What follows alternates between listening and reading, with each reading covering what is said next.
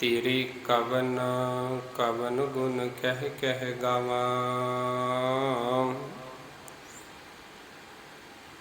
तू साहिब गुणी निदाना।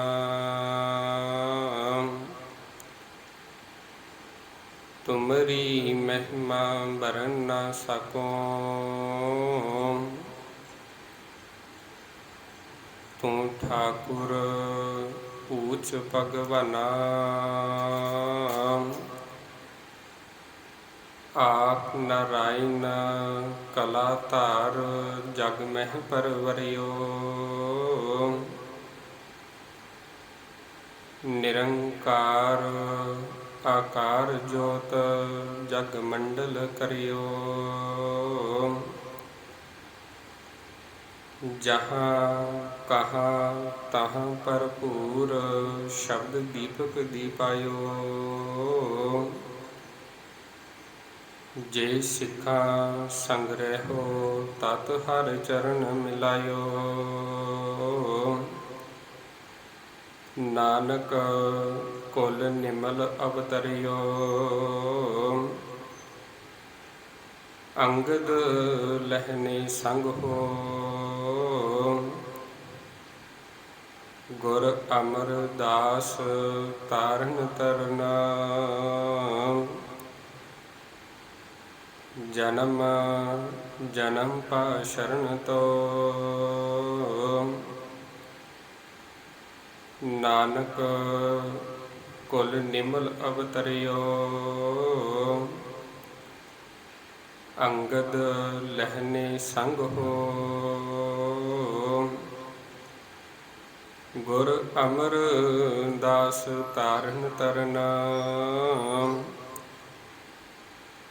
जन्म जन्म पा शरण तो। परम सत्कारयोग जुगो जुग अटल शब्द गुरु ब्रह्म सतगुरु सारी ही कायनात नूं सांझा उपदेश देने वाले रहबर शब्द गुरु ब्रह्म सतगुरु धन धन श्री गुरु ग्रंथ साहिब जी महाराज सतगुरां दी पावन पवित्र हजूरी दे अंदर जुड़ बैठी गुरु प्यारी गुरु सवारी सत संगत जी, बड़े ही वड्डियां भागां वाले हाँ जो धन धन श्री गुरु अमरदास पातशाह जी तिन्हां दे प्रकाश पुरब नूं उत्सव ਨੂੰ ਸਮਰਪਿਤ ਇਸ ਪਾਵਨ ਸਥਾਨ ਦੇ ਉੱਪਰ ਜੋ 4 ਰੋਜ਼ਾ ਗੁਰਮਤ ਸਮਾਗਮ ਉਲੀਕੇ ਗਏ ਨੇ, ਤਿਨਾਂ ਦੀ ਜੋ ਆਰੰਭਤਾ ਅੱਜ ਹੋਈ ਹੈ। ਪਹਿਲੇ ਦਿਨ ਦਾ ਜੋ ਸਮਾਗਮ ਸਤਿਗੁਰਾਂ ਦੀ ਛਤਰ ਛਾਇਆਂ ਦੇ ਹੇਠਾਂ ਚੱਲ ਰਿਹਾ ਹੈ, ਬੜੇ ਹੀ ਪਿਆਰ ਦੇ ਨਾਲ ਹਰ ਜਸ ਬਾਣੀ ਦੇ ਕੀਰਤਨਾਂ ਨੂੰ ਸਰਵਣ ਕਰਕੇ ਪਿਆਰ ਵਾਲਿਓ ਆਪਣੀ ਜ਼ਿੰਦਗੀ ਦੇ ਕੁਝ ਕੁ ਜਿਹੜੇ ਪਲ ਨੇ तिन्हां नूं सफला बनाउण दा यतन कर रहे सां। आओ कुछ समय दे लई सतगुरां दी बख्शी हुई बाणी दे विचों गुरबाणी दे विचों गुरमत विचारां दे नाल जुड़ना करिए। विचारां दी आरंभता तो पहला मन दीआं बिरतियां नूं करो इकागर, सतगुरां दे चरनां विच लवाओ हाजरी। बड़े ही अदब सत्कार दे नाल नवाओ जी सीस, दोनों ही हाथ जोड़ कर बुलाओ जी फतेह। आखो जी वाहिगुरु जी का खालसा वाहिगुरु जी की फतेह। सो प्रबंधक साहबानां दे वलों समूह साध संगत दे वलों ये जो बेनती की गई कि तीसरे पातशाह जी की उस्तत दे विच उचारण किए हुए भट्ट साहबानां दे वलों तिन्हां दे सवैयां दे विचों जो गुरमत विचार आप जी दे सामने रखनी है। प्यार वालिओ, जदों भट्ट साहबान सतगुरु गुरु अर्जन पातशाह जी के दर के उपर आउंदे ने, ਉਹਦੇ ਤੋਂ ਪਹਿਲਾਂ ਇਹ ਅਨੇਕਾਂ ਥਾਵਾਂ ਦੇ ਉੱਤੇ, ਅਨੇਕਾਂ ਜਗ੍ਹਾ ਦੇ ਉੱਤੇ ਘੁੰਮ ਕੇ ਫਿਰ ਕੇ ਇਹਨਾਂ ਵੇਖਿਆ ਵੀ ਕਿਸੇ ਵੀ ਜਗ੍ਹਾ ਦੇ ਉੱਤੇ ਕਰਨੀ ਤੇ ਕਥਨੀ ਇੱਕ ਨਹੀਂ ਸੀ। ਜੋ ਕੁਝ ਆਖ ਰਹੇ ਸਨ ਉਹ ਉਹਨਾਂ ਦੇ ਜੀਵਨ ਦੇ ਵਿੱਚੋਂ ਝਲਕ ਨਹੀਂ ਸੀ ਮਾਰਦਾ। ਸੋ ਸੱਚ ਦੇ ਰਾਹ ਨੂੰ ਲੱਭਦਿਆਂ ਹੋਇਆਂ ਇਹ ਅੰਮ੍ਰਿਤਸਰ ਦੀ ਧਰਤੀ ਦੇ ਉੱਪਰ ਜਦੋਂ ਅਕਾਲ ਪੁਰਖ ਦੀ ਜਿਹੜੀ ਜੋਤ ਹੈ, ਪੰਜਵੀਂ ਜੋਤ ਧੰਨ ਸ਼੍ਰੀ ਗੁਰੂ ਅਰਜਨ ਪਾਤਸ਼ਾਹ ਜੀ ਦੇ ਬਾਰੇ ਪਤਾ ਲੱਗਾ ਤੇ ਇਹ ਚੱਲ ਕੇ ਫਿਰ ਸਤਿਗੁਰਾਂ ਦੀ ਸ਼ਰਨ ਦੇ ਵਿੱਚ ਆਏ ਸਨ। ਇੱਥੋਂ ਦਾ ਜਦੋਂ ਚਹਿਲ ਪਹਿਲ, ਇੱਥੋਂ ਦਾ ਚਾਲ ਚਲਣ, ਸਤਿਗੁਰਾਂ ਦੇ ਆਚਰਨ ਦੇ ਬਾਰੇ, ਸਤਿਗੁਰਾਂ ਦੀ ਬਾਣੀ ਦੇ ਬਾਰੇ ਜਦੋਂ ਇਹਨਾਂ ਨੇ ਸੁਣਿਆ, ਪੜਚੋਲਿਆ, ਵੇਖਿਆ, ਉੱਥੇ ਫਿਰ ਸਤਿਗੁਰਾਂ ਨੇ ਦੀ ਉਸਤਤ ਦੇ ਵਿੱਚ ਇਹਨਾਂ ਭੱਟ ਸਹਿਬਾਨਾਂ ਨੇ ਤਕਰੀਬਨ 123 ਦੇ ਜਿਹੜੇ ਕਰੀਬ ਇੱਥੇ ਗੁਰੂ ਸਹਿਬਾਨਾਂ ਦੀ ਉਸਤਤ ਦੇ ਵਿੱਚ ਜਿਹੜੇ ਸਵਈਏ ਸਨ ਉਹ ਉਚਾਰਨ ਕੀਤੇ ਸਨ। ਪਹਿਲੇ ਪਾਤਸ਼ਾਹ ਜੀ ਦੀ ਉਸਤਤ ਦੇ ਵਿੱਚ 10, ਦੂਸਰੇ ਪਾਤਸ਼ਾਹ ਦੀ ਉਸਤਤ ਦੇ ਵਿੱਚ ਵੀ 10 ਸਵਈਏ ਤੇ ਤੀਸਰੇ ਪਾਤਸ਼ਾਹ ਗੁਰੂ ਅਮਰਦਾਸ ਪਾਤਸ਼ਾਹ ਜੀ ਜਿਨ੍ਹਾਂ ਦਾ ਅੱਜ ਪ੍ਰਕਾਸ਼ ਪੁਰਬ ਨੂੰ ਸਮਰਪਿਤ ਸਮਾਗਮ ਮਨਾ ਰਹੇ ਹਾਂ, ਤਿੰਨਾਂ ਦੀ ਉਸਤਤ ਦੇ ਵਿੱਚ ਇਹਨਾਂ ਨੇ 22 ਸਵਈਏ ਜਿਹੜੇ ਉਚਾਰਨ ਕੀਤੇ ਸਨ। ਚੌਥੇ ਪਾਤਸ਼ਾਹ ਦੀ ਉਸਤਤ ਦੇ ਵਿੱਚ ਤਿੰਨਾਂ ਦੀ ਗਿਣਤੀ 60 ਹੈ। ਪੰਜਵੇਂ ਪਾਤਸ਼ਾਹ ਜੀ ਦੇ ਜੀਵਨ ਦੇ ਜੋ ਵੇਖ ਕੇ ਉਹਨਾਂ ਦੀ ਉਸਤਤ ਦੇ ਵਿੱਚ ਇਹਨਾਂ ਨੇ 21 ਸਵਈਏ ਜਿਹੜੇ ਉਚਾਰਨ ਕੀਤੇ। ਤਿਸ ਦੇ ਵਿੱਚੋਂ ਪਿਆਰ ਵਾਲਿਓ ਤੀਸਰੇ ਪਾਤਸ਼ਾਹ ਜੀ ਦੇ ਉਸਤਤ ਦੇ ਵਿੱਚ ਜੋ ਸਵਈਏ ਉਚਾਰਨ ਕੀਤੇ ਸਨ, ਤਿਸ ਦੇ ਵਿੱਚੋਂ 16 ਨੰਬਰ ਸਵਈਆ ਆਪ ਜੀ ਨੇ ਸਰਵਣ ਕੀਤਾ ਹੈ, ਜਿਸ ਦੇ ਅੰਦਰ ਗੁਰੂ ਅਮਰਦਾਸ ਪਾਤਸ਼ਾਹ ਜੀ ਨੂੰ ਉਸ ਅਕਾਲ ਪੁਰਖ ਦਾ ਰੂਪ ਦੱਸਿਆ ਗਿਆ ਹੈ। ਇੱਕ ਗੱਲ ਦਾ ਧਿਆਨ ਰੱਖਿਆ ਜੇ ਪਿਆਰ ਵਾਲਿਓ, ਜੋ ਅੱਜ ਤੋਂ 400 ਸਾਲ ਪਹਿਲਾਂ ਭੱਟ ਸਹਿਬਾਨਾਂ ਨੇ ਜੋ ਰੂਪ, ਜੋ ਵਡਿਆਈ, ਜੋ ਉਸਤਤ ਗੁਰੂ ਪਾਤਸ਼ਾਹ ਜੀ ਦੇ ਬਾਰੇ ਲਿਖੀ ਹੈ, ਤੇ ਅੱਜ 400 ਸਾਲ ਬਾਅਦ ਵੀ ਅਸੀਂ ਉਸ ਚੀਜ਼ ਨੂੰ ਸਮਝ ਨਹੀਂ ਸਕੇ ਜੋ ਉਹਨਾਂ ਨੇ ਵਡਿਆਈ, ਜੋ ਉਸਤਤ ਲਿਖੀ ਹੈ। 400 ਸਾਲ ਹੋ ਗਏ ਤੇ ਜੇਕਰ ਹੁਣ ਪੁੱਛਿਆ ਜਾਵੇ ਵੀ ਗੁਰੂ ਸਾਹਿਬਾਨ ਗੁਰੂ ਅਮਰਦਾਸ ਪਾਤਸ਼ਾਹ ਜੀ ਕੌਣ ਸਨ, ਉਹਨਾਂ ਦੀ ਉਸਤਤ, ਉਹਨਾਂ ਦੀ ਵਡਿਆਈ, ਉਹਨਾਂ ਦਾ ਰੁਤਬਾ ਕੀ ਸੀ, ਉਹਨਾਂ ਦੀ ਪਰਸਨੈਲਿਟੀ ਦੇ ਬਾਰੇ ਪੁੱਛਿਆ ਜਾਵੇ ਤੇ ਉਹ ਕੇਵਲ ਤੇ ਕੇਵਲ ਇੱਕੋ ਗੱਲ ਆਖਦੇ ਨੇ, ਗੁਰੂ ਨਾਨਕ, ਗੁਰੂ ਅੰਗਦ, ਗੁਰੂ ਅਮਰਦਾਸ ਪਾਤਸ਼ਾਹ ਜੀ ਤੇ ਅਕਾਲ ਪੁਰਖ ਦੇ ਵਿੱਚ ਕਿਸੇ ਪ੍ਰਕਾਰ ਦਾ ਕੋਈ ਭੇਦ ਨਹੀਂ, ਇੱਕੋ ਹੀ ਜੋਤ ਹੈ। ਦੁਆਰਾ ਤੋਂ ਫਿਰ ਇਸ ਗੱਲ ਨੂੰ ਸਮਝਿਆ ਜਾਵੇ, ਜਦੋਂ ਉਹ ਅਕਾਲ ਪੁਰਖ ਵਾਹਿਗੁਰੂ ਜਿਹੜਾ ਨਿਰੰਕਾਰ ਦਾ ਰੂਪ ਹੈ, ਇਸ ਸੰਸਾਰ ਨੂੰ, ਜਗਤ ਨੂੰ ਤਾਰਨ ਦੇ ਲਈ, ਲੁਕਾਈ ਨੂੰ ਤਾਰਨ ਦੇ ਲਈ ਜਦੋਂ ਇਸ ਸੰਸਾਰ ਦੇ ਵਿੱਚ ਆਕਾਰ ਦਾ ਰੂਪ ਬਣ ਕੇ ਆਏ ਤੇ ਉਹ ਸਨ ਗੁਰੂ ਅਮਰਦਾਸ ਪਾਤਸ਼ਾਹ ਜੀ। ਦੂਜੀ ਗੱਲ, ਜਦੋਂ ਇਸ ਸੰਸਾਰ ਦੀ ਤਪਦੀ ਹੋਈ ਸ੍ਰਿਸ਼ਟੀ ਨੂੰ ਵੇਖਿਆ, ਲੁਕਾਈ ਨੂੰ ਵੇਖਿਆ, ਲੋਕੀ ਕੁਰਲਾ ਰਹੇ ਸਨ ਤੇ ਉਸ ਸਮੇਂ ਆਪ ਨਾਰਾਇਣ ਨੇ ਜਿਹੜਾ ਆਕਾਰ ਧਾਰਨ ਕੀਤਾ ਉਹ ਸੀ ਗੁਰੂ ਅਮਰਦਾਸ ਪਾਤਸ਼ਾਹ ਜੀ। ਆਪ ਨਾਰਾਇਣ ਕਲਾ ਧਾਰ ਜਗ ਮੈਂ ਪਰਵਰਿਓ, ਨਿਰੰਕਾਰ ਆਕਾਰ ਜੋਤ ਜਗ ਮੰਡਲ ਕਰਿਓ। ਵੀ ਉਹ ਅਕਾਲ ਪੁਰਖ ਵਾਹਿਗੁਰੂ ਜੇਕਰ ਆਕਾਰ ਦੇ ਰੂਪ ਦੇ ਵਿੱਚ ਵੇਖਿਆ ਜਾਵੇ ਤੇ ਉਹਨਾਂ ਦਾ ਅਸਲ ਜਿਹੜਾ ਰੂਪ ਹੈ ਉਹ ਨੇ ਗੁਰੂ ਅਮਰਦਾਸ ਪਾਤਸ਼ਾਹ ਜੀ। ਤੇ ਪਿਆਰ ਵਾਲਿਓ, ਇੱਕ ਹੋਰ ਭੱਟ ਸਾਹਿਬਾਨ ਦਾ ਜਿਹੜਾ ਸ਼ਬਦ ਹੁੰਦਾ ਹੈ, ਜਿਹਦੇ ਵਿੱਚ ਉਹਨਾਂ ਨੇ ਇਹੀ ਗੱਲ ਕੀਤੀ ਹੈ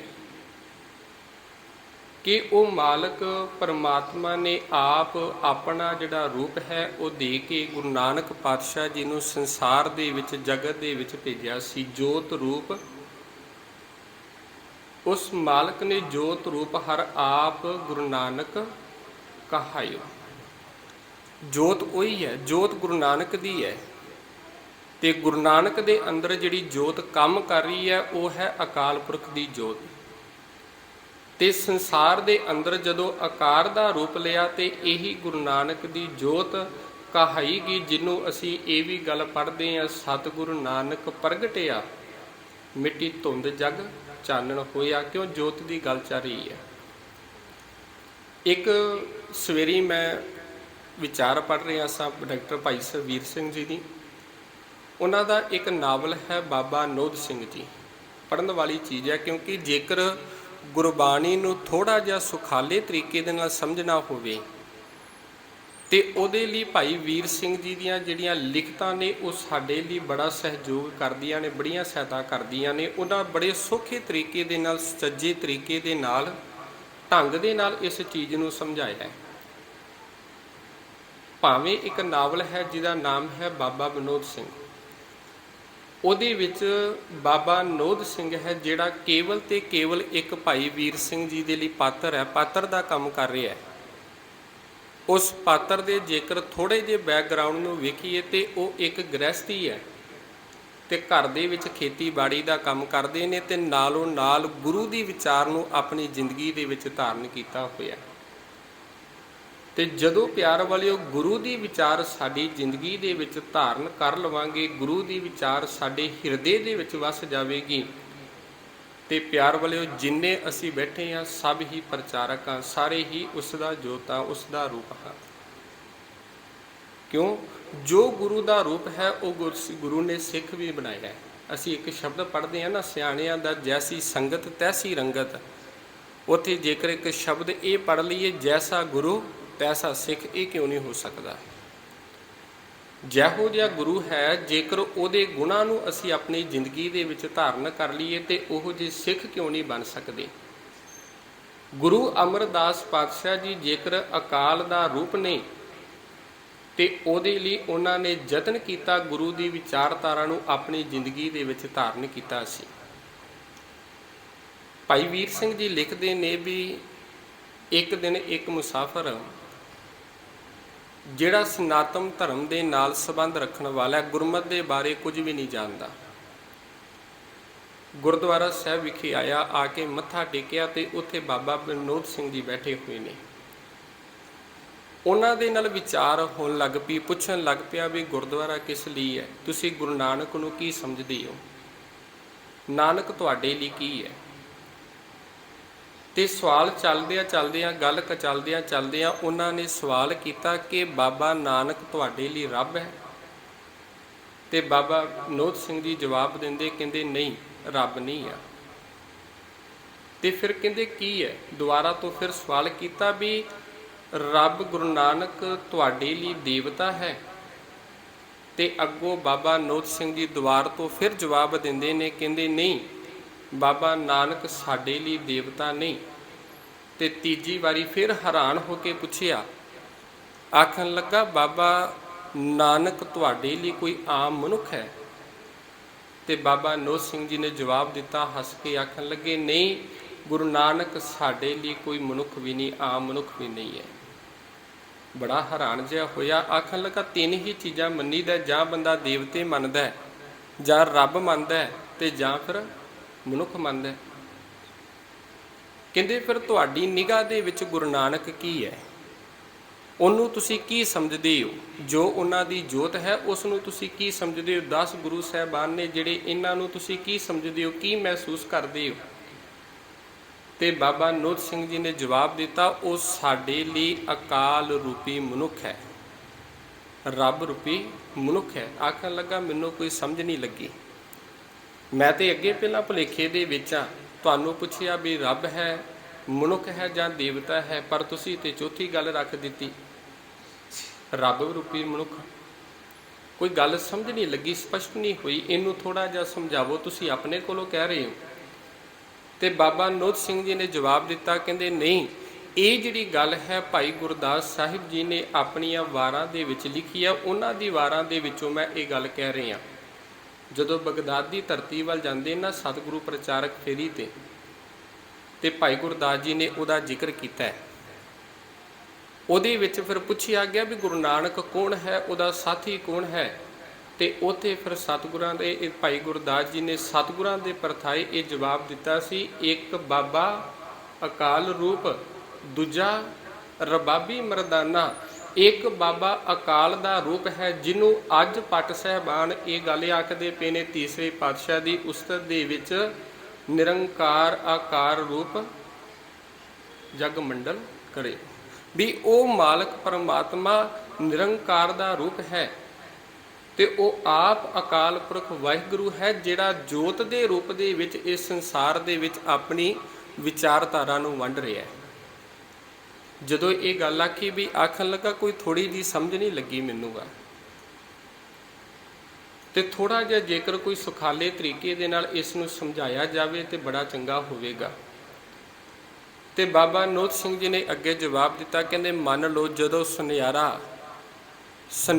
ਜਿਹੜਾ ਸੁਨਿਆਰਾ ਹੈ ਸੋਨੇ ਨੂੰ ਸ਼ੁੱਧ ਕਰਦਾ, ਕੀ ਕਰਦਾ? ਸਭ ਤੋਂ ਪਹਿਲਾਂ ਸੋਨੇ ਦਾ ਜਿਹੜਾ ਵੱਟਾ ਹੁੰਦਾ ਜਾਂ ਨਿੱਕਾ ਜਿਹਾ ਪੀਸ ਹੁੰਦਾ ਹੈ ਉਸ ਨੂੰ ਕੋਠਾਲੀ ਦੇ ਵਿੱਚ ਪਾਉਂਦਾ ਤੇ ਉਹਦੇ ਤੋਂ ਬਾਅਦ ਉਸ ਨੂੰ ਗਰਮ ਕਰਦਾ। ਕਹਿੰਦੇ ਜਦੋਂ ਗਰਮ ਹੋਵੇ, ਪੂਰਾ ਗਰਮ ਤਪ ਰਿਹਾ ਹੋਵੇ ਸੋਨਾ, ਤੇ ਉਸ ਸਮੇਂ ਕੋਈ ਸੁਨਿਆਰੇ ਨੂੰ ਪੁੱਛੇ ਵੀ ਇਹ ਸੋਨਾ ਹੈ, ਕਹਿੰਦੇ ਇਹਦੇ ਤੋਂ ਉਹ ਮੁਨਕਰ ਨਹੀਂ ਹੁੰਦਾ ਵੀ ਇਹ ਸੋਨਾ ਹੈ ਸੋਨਾ ਹੀ, ਦੂਜੇ ਪਾਸੇ ਸ਼ੁੱਧ ਵੀ ਹੈ।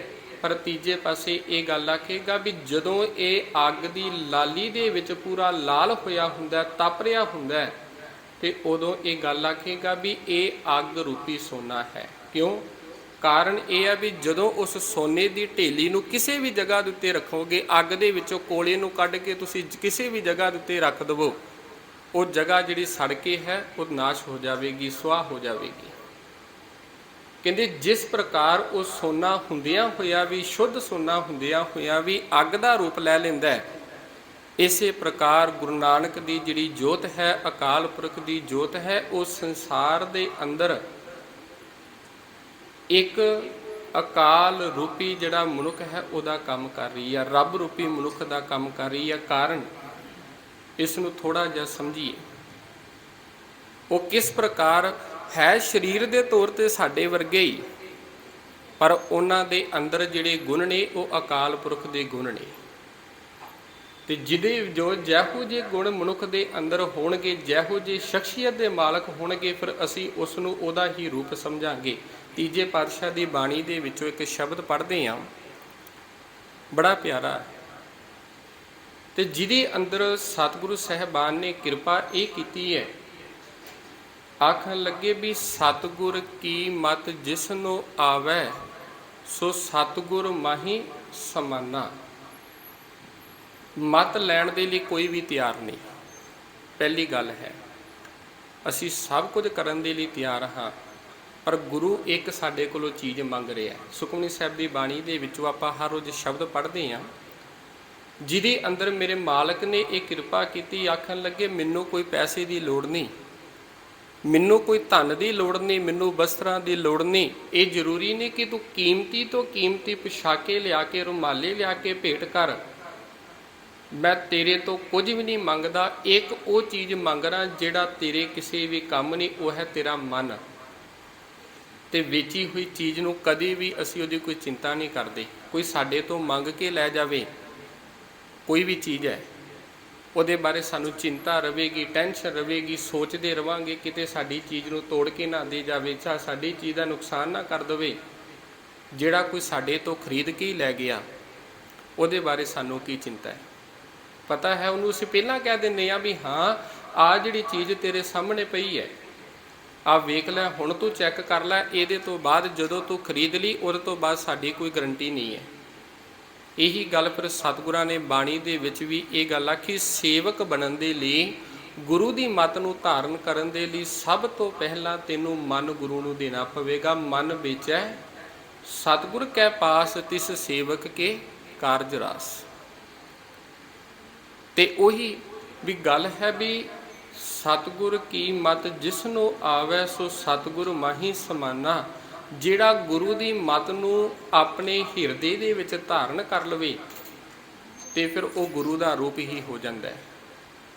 ਇਹੀ ਗੱਲ ਹੈ ਨਾ, ਗੁਰੂ ਨਾਨਕ ਪਾਤਸ਼ਾਹ ਜੀ ਤੋਂ ਗੁਰੂ ਅੰਗਦ ਪਾਤਸ਼ਾਹ ਜੀ ਰੂਪ ਹੁੰਦੇ ਨੇ।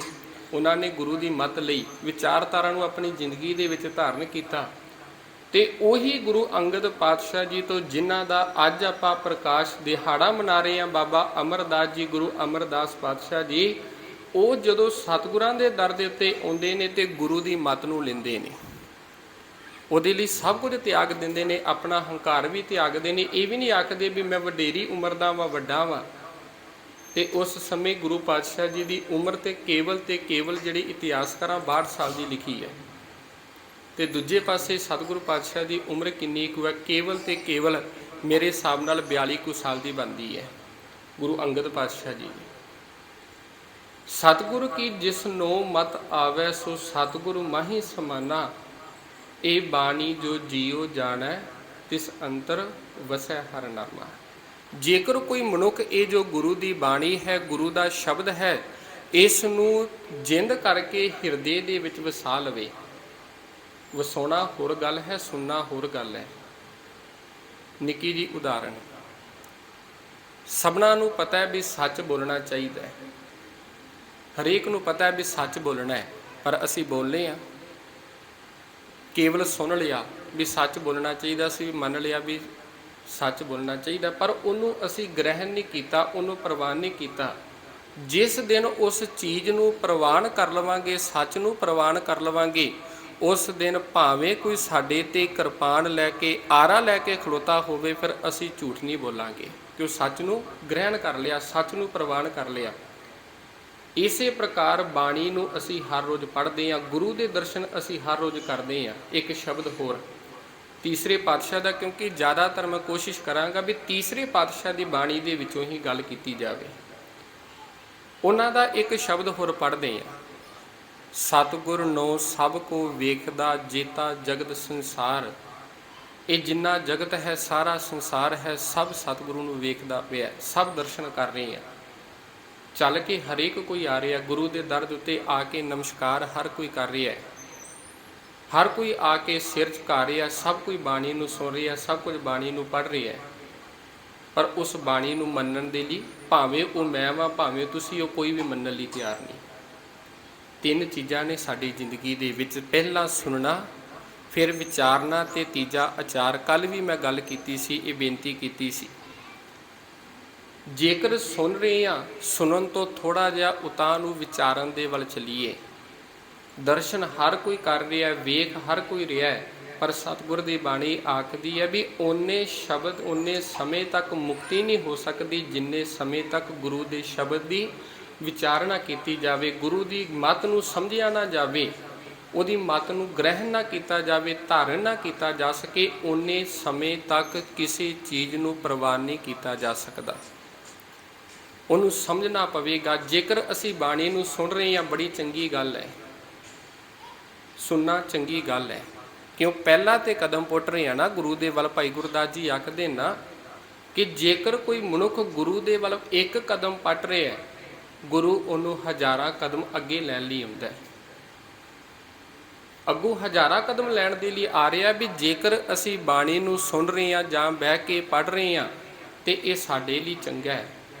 ਇਹ ਅਸੀਂ ਪਹਿਲਾ ਕਦਮ ਪੁੱਟ ਰਹੇ ਹਾਂ ਗੁਰੂ ਵੱਲ। ਕੋਸ਼ਿਸ਼ ਇਹ ਕਰੀਏ ਵੀ ਇਹਦੇ ਤੋਂ ਬਾਅਦ ਵਿਚਾਰਨਾ ਸ਼ੁਰੂ ਕਰੀਏ। ਜਿਚਰ ਸ਼ਬਦ ਨਾ ਕਰੈ ਵਿਚਾਰ, ਡਿਠੈ ਮੁਕਤ ਨਾ ਹੋਵਈ, ਜਿਚਰ ਸ਼ਬਦ ਨਾ ਕਰੈ ਵਿਚਾਰ।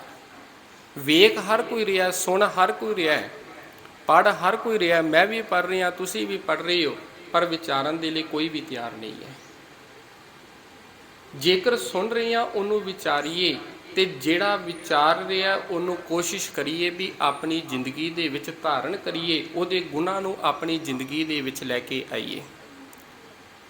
ਤੇ ਪਿਆਰ ਵਾਲਿਓ, ਇਹੀ ਗੱਲ ਹੈ ਵੀ ਸਤਿਗੁਰੂ ਪਾਤਸ਼ਾਹ ਜੀ ਕਿਰਪਾ ਕਰਦੇ ਵੀ ਆਖਣ ਲੱਗੇ ਵੀ ਪਟ ਸਾਹਿਬਾਨਾਂ ਨੇ ਉਸਤਤ ਦੇ ਵਿੱਚ ਤੀਸਰੇ ਪਾਤਸ਼ਾਹ ਦੀ ਵਡਿਆਈ ਕਰਦਿਆਂ ਹੋਇਆਂ ਇਹ ਗੱਲ ਆਖੀ ਵੀ ਉਹ ਮਾਲਕ ਅਕਾਲ ਪੁਰਖ ਵਾਹਿਗੁਰੂ ਜਦੋਂ ਇਸ ਸੰਸਾਰ ਨੂੰ ਤਾਰਨ ਦੇ ਲਈ, ਇਸ ਜਗਤ ਦੇ ਵਿੱਚ ਲੋਕ ਨੂੰ ਤਾਰਨ ਦੇ ਲਈ ਸੰਸਾਰ ਦੇ ਅੰਦਰ ਜਦੋਂ ਆਕਾਰ ਦਾ ਰੂਪ ਲਿਆ, ਤੇ ਉਹ ਆਕਾਰ ਦਾ ਰੂਪ ਸਨ ਗੁਰੂ ਅਮਰਦਾਸ ਪਾਤਸ਼ਾਹ ਜੀ। ਆਪ ਨਿਰੰਕਾਰ ਆਪ ਨਾਰਾਇਣ ਕਲਾ ਧਾਰ ਜਗ ਮਹਿ ਪਰਵਰਿਓ, ਨਿਰੰਕਾਰ ਆਕਾਰ ਜੋਤ ਜਗ ਮੰਡਲ ਕਰਿਓ, ਜਹਾਂ ਕਹਾਂ ਤਹਾਂ ਭਰਪੂਰ ਸ਼ਬਦ ਦੀਪਕ ਜਲਾਇਓ। ਹੁਣ ਜਿੱਥੇ ਕਿਥੇ ਵੀ ਹਰ ਜਗ੍ਹਾ ਦੇ ਉੱਤੇ ਉਹ ਮਾਲਕ ਪਰਮਾਤਮਾ ਰਚਿਆ ਹੋਇਆ ਹੈ।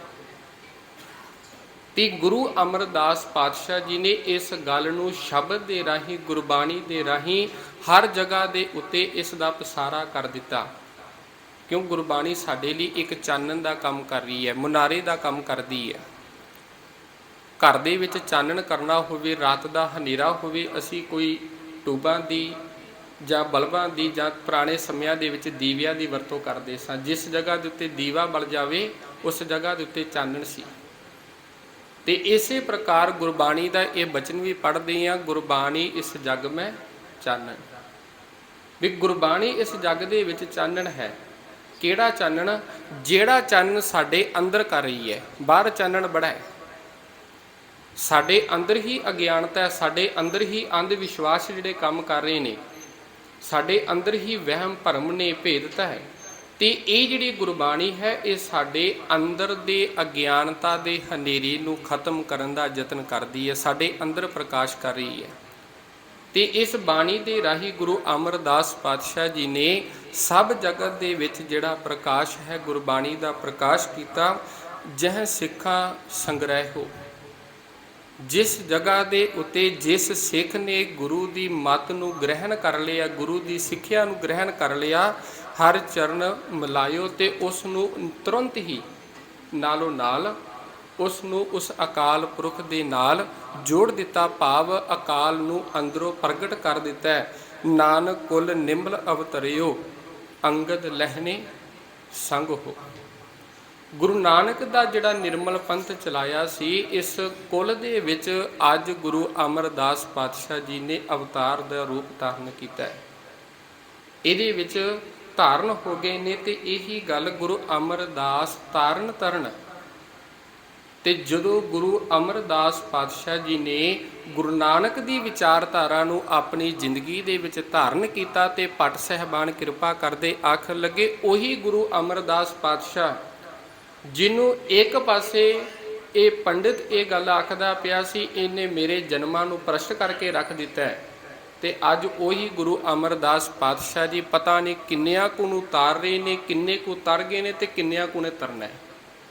ਇਹੀ ਹੈ ਨਾ ਗੁਰੂ ਅਮਰਦਾਸ ਪਾਤਸ਼ਾਹ ਜੀ ਦੇ ਲੜ ਲੱਗੇ ਆ, ਉਹਨਾਂ ਦੀ ਬਾਣੀ ਪਤਾ ਨਹੀਂ ਕਿੰਨਿਆਂ ਕੁ ਨੂੰ ਤਾਰ ਰਹੀ ਹੈ, ਕਿੰਨੇ ਕੁ ਤਰ ਚੁੱਕੇ ਨੇ ਤੇ ਕਿੰਨੇ ਕੁ ਤਰਨਗੇ। ਇੱਕ ਨਾਮ ਦਾ ਜਹਾਜ਼ ਦਾ ਕੰਮ ਕਰ ਰਹੇ ਨੇ। ਗੁਰੂ ਅਮਰਦਾਸ ਤਾਰਨ ਤਰਨ, ਜਨਮ ਜਨਮ ਪਾ ਸ਼ਰਨ ਹੋ।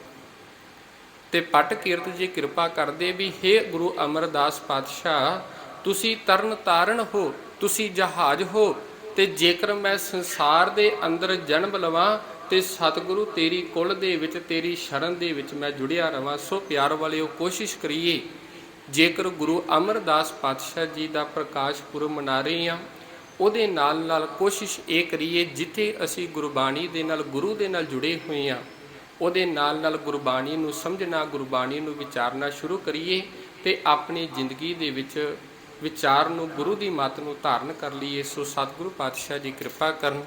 ਸੋ ਭਾਈ ਸਾਹਿਬ ਜੀ ਜੋ ਸਾਡੇ ਕੋਲ ਪਹੁੰਚ ਚੁੱਕੇ ਨੇ, ਸੋ ਸਮੇਂ ਦੀ ਸਮਾਪਤੀ ਹੈ, ਵਿਚਾਰਾਂ ਦੀ ਸਮਾਪਤੀ।